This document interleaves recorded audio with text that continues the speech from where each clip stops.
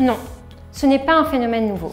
Par exemple, l'industrie automobile a connu sur les 15 dernières années, avant même la crise sanitaire, pas moins de 3 crises d'approvisionnement majeures. L'aluminium, les platinoïdes et les terres rares. Cependant, il y a des nouveautés. C'est d'un côté la prise de conscience de la part de l'État et des citoyens de nos dépendances, qui sont parfois quasi totales vis-à-vis de pays tiers.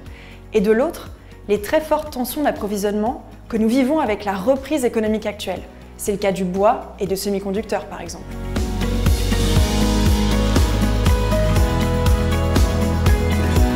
Il faut commencer par définir ce qui est stratégique et ce qui ne l'est pas.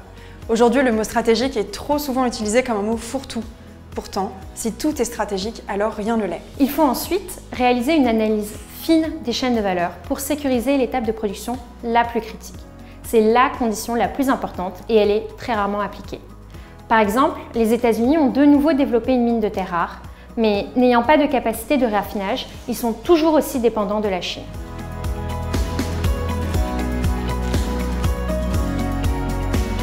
Avant toute chose, l'État doit donner une définition commune de ce qui est stratégique pour prioriser et coordonner l'action des différents ministères.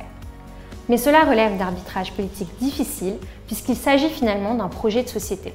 Ensuite, l'État doit renforcer son dialogue avec les entreprises. Ce sont elles qui connaissent le mieux leur chaîne de valeur et c'est aussi les premières concernées en cas de rupture. La maîtrise des chaînes de valeur sera de plus en plus un gage de compétitivité pour les entreprises. Les investissements de Tesla, STMicro ou encore Apple le montrent déjà.